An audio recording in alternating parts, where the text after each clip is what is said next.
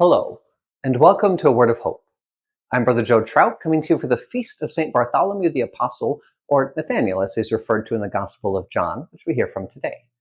We get his call account, which is really a rather strange one. That Nathaniel is told they have found Jesus, Jesus of Nazareth, the one who is to come foretold by Moses and the prophets. And his immediate answer is, can anything good come from Nazareth? A line I'm sure you've heard before. But the passage gets even weirder from there, and the logic is sometimes a little bit tricky to follow, because Jesus says of Nathaniel, this is a true Israelite, in him there's no duplicity, but Israel is known for duplicity. This is Jacob, the one who tricked his brother out of his birthright.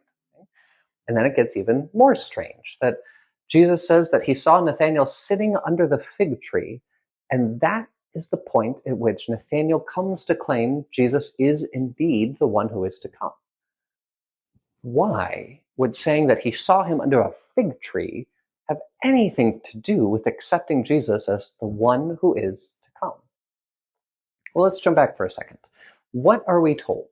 What are we told in the prophets about the one who is to come? Why might Nathaniel hear Nazareth and think that's not right? Well, if you look at the book of the prophet Micah in chapter 5, Micah foretells that the one who is to come will be from Bethlehem, the city of David. Right? This will be a return of a Davidic ruler, one who is to bring peace to Israel. And how does he describe that peace? Well, if you go back another chapter to chapter 4, he describes that peace with a whole bunch of different images, one of which is, each man shall be found sitting under his own fig tree or vine.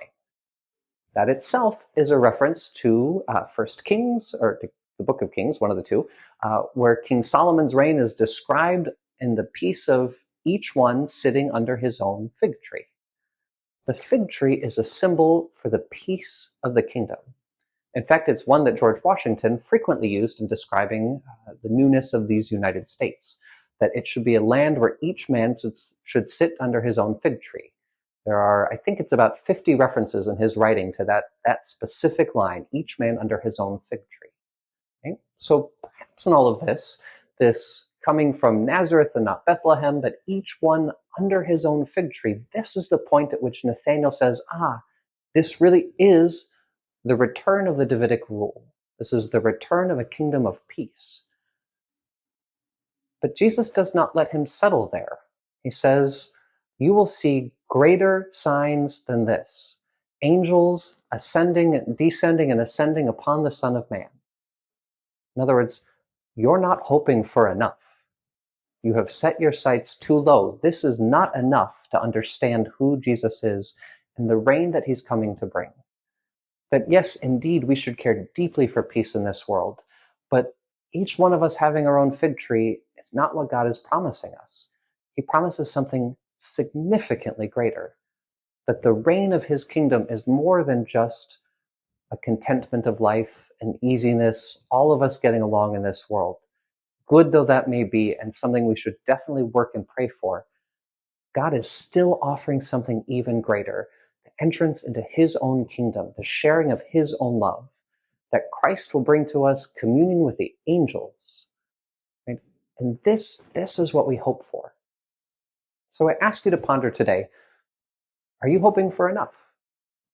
Are you hoping and longing for the fullness of the kingdom that Jesus is to bring?